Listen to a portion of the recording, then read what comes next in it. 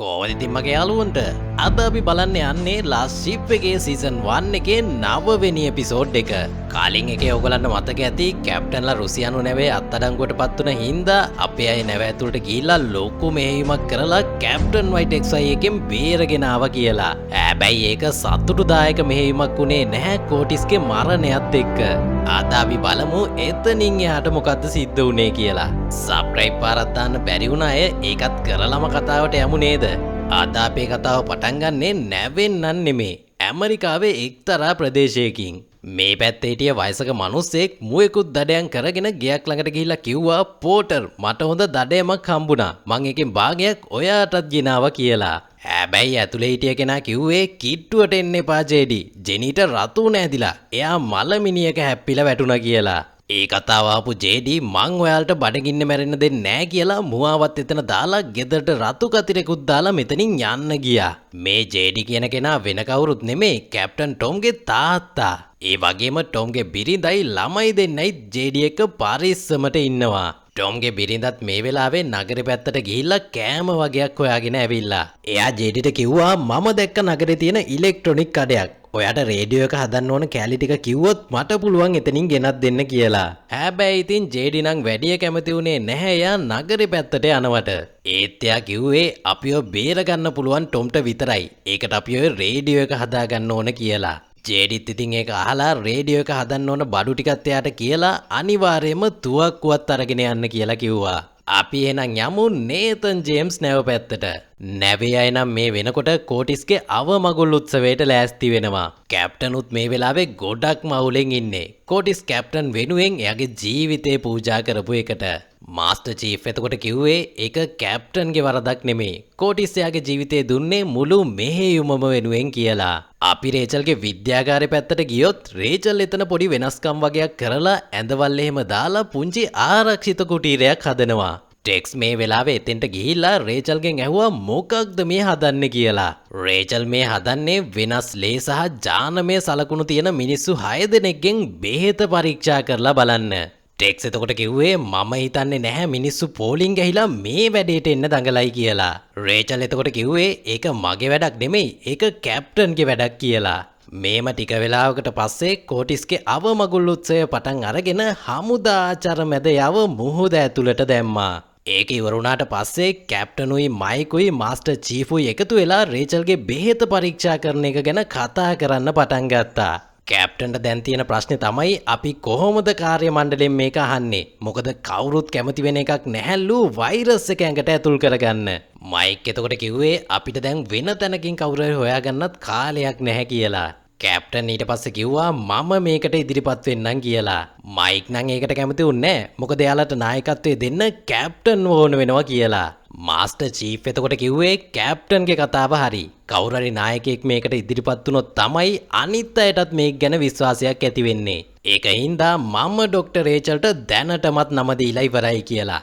Captain නම් ඒකට කැමති වුණේ නැහැ. හැබැයි මාස්ටර් චීෆ් දැනටමත් ඒකට ඉදිරිපත් වෙලා ඉවරින්ද කැප්ටන් මයික්ට කිව්වා එහෙනම් කාර්ය මණ්ඩලයට කියන්න කැමැත්තෙන් ඕන කෙනෙක්ට ඉදිරිපත් වෙන්න පුළුවන් කියලා. ඒ වගේම මේකට ඉදිරිපත් වෙන්න කියලා කාවත් ප්‍රෙෂර් කරන්න යන්න එපා කියලා. කැප්ටන් ඊට පස්සේ ගියා විද්‍යාගාරයෙන් අයින් කරපු බඩු ටික ගබඩා කරන තැනට. එතන කුවන්සිත් යාගේ බිරිඳත් එක්ක හරියට වැඩ. කොන්සිතින් මේක අවස්ථාවක් කරගත්තා කැප්ටන්ට ස්තුති කරන්න එයාගේ බිරිඳවයි ළමයාවයි බේරලා ගෙනත් දුන්නේ එකට.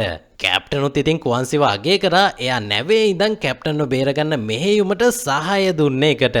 මේ විදියට කට්ටියව පරීක්ෂණයට බඳව ගන්න වෙලාවත් ආවා. රේචලුයි කුවන්සි රියෝසුයි ඉදිරිපත් වුණ අයගේ පරණ තිබ්බ ලෙඩ ගැන වාර්තාවක් ගන්න පටන් ගත්තා.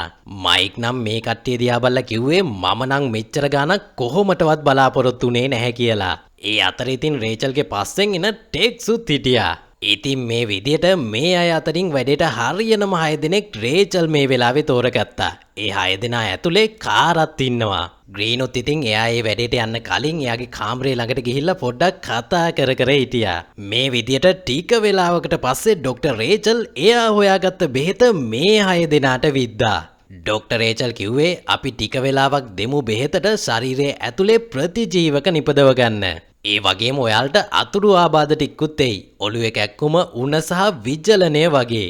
කැප්ටනුත් ඉතින් ඒක යාලට පොඩ්ඩක් අමතක කරන්න මේ වෙලාවේ විහිළුවකුත් කරා. රේචල් ඒත් එක්කම කිව්වා ඔයාලා මේකට ඉදිරිපත් වුණ එකෙන් කියවෙන්නේ ඔයාලා හැමෝම විශිෂ්ට මිනිස්සු කියලා. ඒ වගේම ඔයාලට මේක ලොකු ගෞරවයක් කියලා. ඊට පස්සේ කට්ටියම මේ ආවරණය කරපු විද්‍යාගාරය ඇතුළට ගියා. ටික වෙලාවකට පස්සේ රේචලුයි එයාගේ සහායකයෝ දෙන්නයි වෛරස් එක ඇතුළට අරන් ගිහිල්ලා මේ 6 දෙනාට විදින්න පටන් ගත්තා. ඊට පස්සේ අපේ කතාව ආයෙමත් යනවා ගොඩබිම ඉන්න කැප්ටන්ගේ බිරිඳ ළඟට. එයා මේ වෙනකොට නගරය ඇතුළට ගිහිල්ලා ජේඩිට රේඩියෝ එක හදන්න ඕන බඩු ටික හොයනවා. ඒත් එක්කම එයාට ඇහුණා එළියේ ඉඳන් මිනිස්සේ කෑ ගහන සද්දයක්. ඒ මිනිස්සයා ඒ විදිහට කෑ ගහලා තියෙන්නේ වෛරස් එක හැදුන ගෑනු කෙනෙක්ට. ඒ වෛරස් එක හැදිච්ච ගෑනු කෙනා කිව්වේ මට ඔලිම්පියාව ඕන. අනේ මට උදව් කරන්න කියලා. හැබැයි මෙතන හිටිය මිනිස්සයා ඒ ගෑනු කෙනාට වෙඩි තියලා මරලා දැම්මා.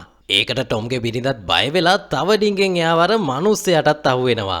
අනිත් හොඳම වැඩේ තමයි ටොම්ගේ බිරිඳ හිටපු තැන වෛරස් එක හැදිලා මැරුණ කෙනෙකුත් ඉඳලා. හැබැයි එයා ඒක දැක්කේ නැහැ. එළියේ හිටිය කට්ටිය නම් මේ ගොඩනැගිල්ලට රතු පාට කතිරයක් දාලා මෙතනින් යන්න ගියා. අපි එනම් ආයෙමත් යමු නේතන් ජේම්ස් නැව පැත්තට.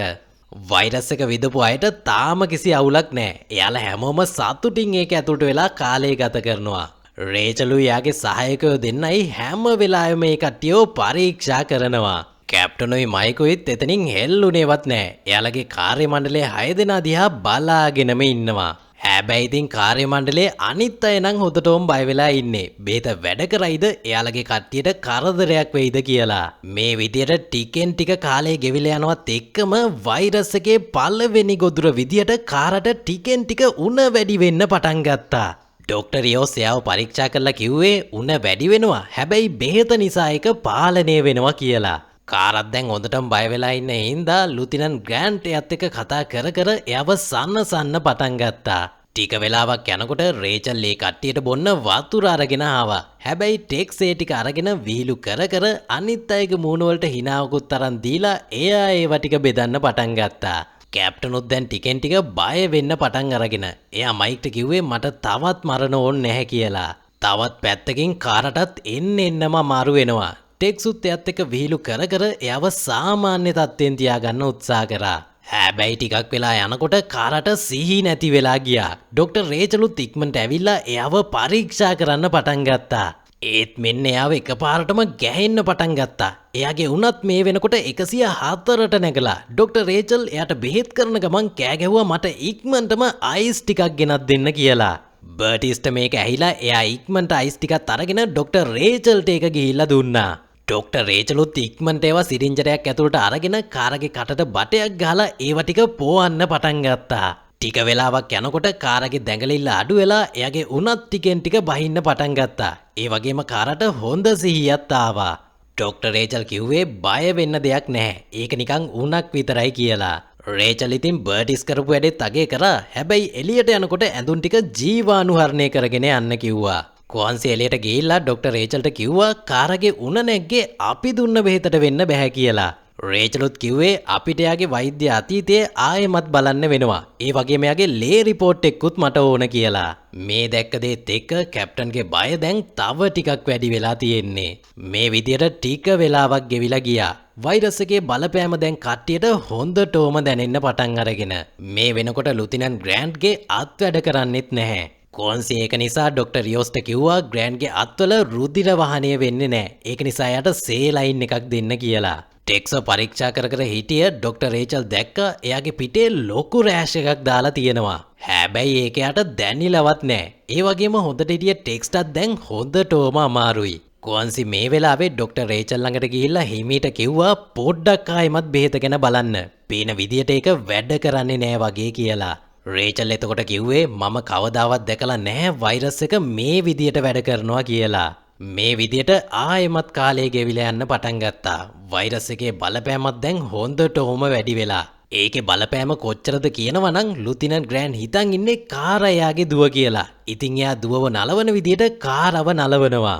ටෙක්ස්ටත් දැන් හොඳටම අමාරුයි. රේචල් මේ වෙලාවේ දැක්කා ටෙක්ස්ගේ අතින් වැටලා තියෙන මාලෙක පුංචි ගෑනු ළමයෙක්ගේ රූපයක් තියෙනවා. ඒක එයා ඇහිඳලා ටෙක්ස්ගේ අතින් තියෙනකොටම මාස්ටර් චීෆ් නැගිටලා එයාගේ පවුලේ අයව හොයන්න පටන් ගත්තා. කැප්ටනුත් ඉක්මනට මෙයාගේ ඉස්සරහට ගිහිල්ලා එයාව පියවි 100ට ගන්න හැදුවා. රේචල්ලත් එයත් එක්ක හොඳටම පොර බදලා අන්තිමේට යට සංසුන් වෙන්න බෙහෙතක් විදලා දැම්මා. මේක දැක්ක මිලර් එයාගේ ඇඳේ එහා පැත්තේ හිටිය මායා දිහා බලපුවාම මිලර් දැක්කේ එයාගේ නහයෙන් ලේ ගිහිල්ලා මැරිලා ඉන්නවා. ඒත් එක්කම කතාව ආයෙමත් යනවා ගොඩ බිම පැත්තට. ජේඩි මේ වෙනකොට කැප්ටන්ගේ බිරිඳගෙන ආපු කෑලිත් එකතු කරලා රේඩියෝ එක හදාගෙන පළවෙනියට මේකෙන් ඇහුනේ ලොකු ප්‍රගතියක් තියෙනවා රතුනට බෙහෙත් හොයාගන්න එකේ කියලා. කැප්ටන්ගේ බිරිඳ ජේඩිගෙන් ඇහුවා ඔයා හිතනවද ඇත්තටම ඔලිම්පියාවල බෙහෙතක් ඇති කියලා. ජේඩි කිව්වේ මේක පටන් ගත්ත දවසේ ඉඳලා එයාලා බොරු කිව්වේ මේ දේත් විශ්වාස කරන්න බෑ කියලා. ආයෙමත් නැව පැත්තට ආවොත් මේ වෙනකොට මායාගේ මරණය බෑග් එකක් ඇතුළට දාලා ඒක සීල් කරලා දැම්මා. කැප්ටනුත් ඒ දේ දිහා බලන් ඉඳලා මයික්ට කිව්වේ නාවික හමුදා කුරුසය ඇයට දෙන්න කියලා. රේචල්ටත් මේ වෙනකොට හිතා ගන්න බැරුව ඉන්නේ මොකක්ද මේ වෙන්නේ කියලා. කොන්සි නම් කැප්ටන්ට කිව්වේ මේක සිද්ධ වුණේ අතුරු ආබාධකින් නෙමේ වෛරස් එක නිසාමයි කියලා. හැබැයි රේචල් ඒක පිළිගන්න කැමති නෑ. එයා කියන්නෙම මේක උනේ මායට ආපු හાર્ට් ඇටැක් එකකින් කියලා. කැප්ටනොත් මේ දෙන්නගේ කතා අහලා දැන් හොඳටම අවුල් වෙලා ඉන්නේ. කැප්ටන් ඊට පස්සේ කුවන්සිගෙන් ඇහුවා මේකට ඔයා ළඟ තියෙන විසඳුම මොකක්ද කියලා. කුවන්සි කිව්වේ අපි මෙයාලට බර්ටිස්ගේ ලේ දෙන්න ඕන කියලා. හැබැයි රේචල් කිව්වේ අපි එච්චර ලේ ප්‍රමාණයක් එයාගෙන් ගත්තොත් එයා මැරිලා යයි. මට බෑ ඒ වගේ අවදානමක් ගන්න කියලා. ඒත් මේක අහගෙන හිට බර්ටිස් ඇවිල්ලා කිව්වේ මට මෙතන වාඩි වෙලා එයාලා මැරෙනවා බලන් ඉන්න බෑ. ඒක නිසා මගේ ලේ එයාලට දෙන්න කියලා. රේචල් එයා ළඟට ගිහිල්ලා කිව්වේ ඔයා ගොඩක් වැදගත්. අනික මේකට හේතුව වෛරස් එක නෙමේ. ඔයාගේ ලේ දුන්නත් ඒකේ කිසිම වෙනසක් වෙන්නේ නැහැ කියලා. හැබැයි කුවන්සි ආයෙමත් කිව්වේ වෙනස් නොවුනත් ඉන්න මිනිස්සුන්ට ටිකක් හරි සහනයක් ඒකෙන් දැනෙයි කියලා. කැප්ටනුත් මේ වෙලාවේ කල්පනා කරලා කිව්වේ අපිට අවදානමක් ගන්නම වෙනවා කියලා. හැබැයි රේචල්ගේ මූණේ නම් ඒකට වැඩි කැමැත්තක් තිබුණේ නැහැ. කොහොම හරි ඩොක්ටර් රේචල් බර්ටිස් එක්කන් ගිහිල්ලා එයාගෙන් ලේ ගන්න පටන් ගත්තා.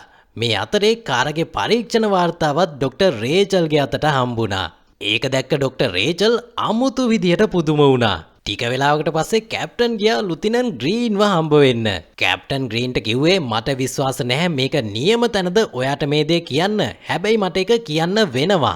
ලුතිනන් කාරා ෆොරෙස්ටර් බබෙක් හම්බෙන්න ඉන්නවා කියලා. කැප්ටන් ඊට පස්සේ ග්‍රීන්ට අවස්ථාවක් හදලා දුන්නා ආරක්ෂිත ආවරණය ඇතුළට ගිහිල්ලා එයාගේ කාරව බලන්න. තව කැප්ටන් මයික්ට කිව්වා කාර්ය මණ්ඩලයට මේක ගැන කෙටියෙන් පහදලා කාට හරි මෙයාලව බලන්න ඕන නම් දැන් තමයි ඒකට වෙලාව කියලා කියලා කිව්වා. ඒ කියන්නේ කැප්ටනුත් මේ පස් දෙනා ගැන බලාපොරොත්තු අත්හැර ගන්න තත්වයකට ඇවිල්ලා ඉන්නේ. ඩොක්ටර් රේචලුත් ගබඩා වස්සට වෙලා හැංගිලා හොඳටම අඬනවා.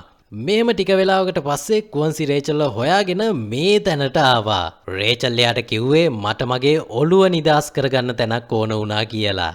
කුවන්සි කිව්වේ ඔයා හරි බර්ටිස්ගේ ලේ දුන්නා කියලා වැඩේ හරි ගියේ නැහැ. එයාලගේ රෝග ලක්ෂණ එන්නම වැඩි වෙනවා. බර්ටිස්ට ප්‍රශ්නයක් නැහැ. එයා හොඳින් ඉන්නවා කියලා.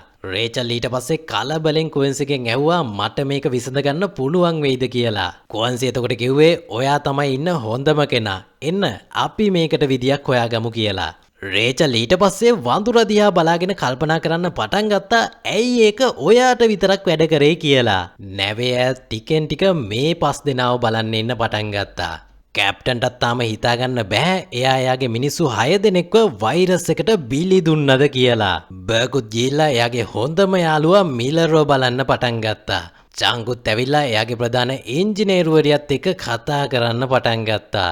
කැප්ටනුත් මේ වෙලාවේ ආරක්ෂිත ඇඳුමක් ඇඳගෙන ආරක්ෂිත ආවරණය ඇතුළට ගියා. එයා ඉස්සර වෙලාම ගියේ ටෙක්ස් ඉන්න තැනට. කිසිම දෙයකට බය නැති වුණ ටෙක්ස් මේ වෙනකොට කිසිම දෙයක් හිතාගන්න බැරුව බටේ කෙල්ලිලා හරිම බයෙන් කැප්ටන් දිහා බලන්න පටන් ගත්තා. කැප්ටන් ඊට පස්සේ කට්ටිය දිහා බලාගෙන කෙලින්ම ආවේ මාස්ටර් චීෆ් ඉන්න තැනට. කැප්ටන් එයාට කිව්වේ 21 වන සියවසේ මහා වසංගතය ගැන ලියනකොට ඔයාලා 6 දෙනාගේ නම් උඩින්ම ගෞරවයෙන් ඒක ලියවෙයි කියලා. ඒත් එක්කම රේචල් හරිම කලබලෙන් කඩාගෙන බිඳගෙන ඇවිල්ලා කුවන්සිට ලෙඩ වර්ග ගැන කියාගෙන යන්න පටන් ගත්තා. එයා එහෙම කියලා තියෙන්නේ එයාට හොයාගන්න පුළුවන් වුණාලු වඳුරට බෙහෙත වැඩ කරපු හේතුවයි මිනිස්සුන්ට ඒක වැඩ නොකරන්න හේතුවයි. ඊට පස්සේ කුවන්සිට බේතයි වෛරස් එක හැසිරෙන විදියයි කියලා දීලා අපි මේක කරන්න ඕන ආර්ටික් වලදී කරපු විදියටමයි කියලා එයාට කිව්වා. රේචල් ඊට පස්සේ එයාට පුළුවන් තරම් ඉක්මනට බෙහෙත හදන්න පටන් ගත්තා. හදලා ඉවර වුණ ගමන් ඒක කට්ටියට එන්නත් කරන්නත් පටන් ගත්තා. කැප්ටනුත් ඒ වැඩේට එයාගේ උපරිම සහයෝගය දුන්නා. මේ විදියට ටිකෙන් ටික ඊළඟ දවසත් උදා වුණා. බර්ටිස් ඉතින් උදේම නැගිටලා එයා ළඟ හිටිය විල්ගෙන් ඇහුවා මගේ ලේ වැඩ කරේ නෑ නේද කියලා. විල් ඊට පස්සේ කිව්වා ඔයාම නැගිටලා ඒක බලන්නකෝ කියලා. බර්ටිස් නැගිටලා බලනකොට එයා දැක්කේ මායා ඇරෙන්න අනිත් හැමෝම හොදින් ඉන්නවා. රේචල්ගේ බේත සාර්ථකව වැඩ කළා. ටෙක්ස්ටත් ඉතින් ආයෙත් එයාගේ සුපුරුදු රිද්මේට එන්න පුළුවන් වෙලා. කැප්ටනුත් ඉතින් ඇතුළට ගිහිල්ලා හරිම සතුටින් කට්ටියත් එක්ක කතා කරන්න පටන් ගත්තා. ග්‍රීන් මේ වෙලාවේ රේචල් ළඟට ගිහිල්ලා ඇහුවා ළමයාගේ තත්ත්වය කොහොමද කියලා. රේචල් කිව්වේ එයා ප්‍රතිශක්තිය ඇති දරුවෙක් විදියට බිහි වෙයි කියලා. ග්‍රීන් වගේම ඒක අහපු කාරටත් ගොඩක්ම සතුටු වෙන්න පුළුවන් වුණා. මේම ටික වෙලාවකට පස්සේ කැප්ටන් ආයෙමත් ගිහිල්ලා ඩොක්ටර් රේචල්ගෙන් ඇහුවා මම බලාපොරොත්තු වෙන දේ මේක ඇතුලේ තියෙනවද? ඇත්තටම අපි ළඟ දැන් බෙහෙත තියෙනවද කියලා.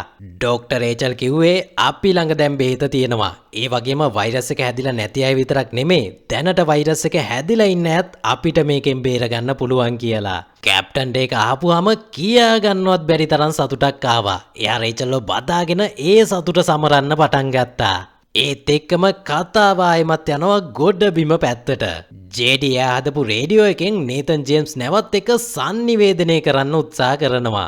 හැබැයි ටොම්ගේ බිරිඳ නම් මේ වෙනකොට ඉන්නේ එච්චර හොඳ තත්වයක නෙමෙයි. පේන විදියට එයාටත් වෛරස් එක වැළඳිලා වගේ.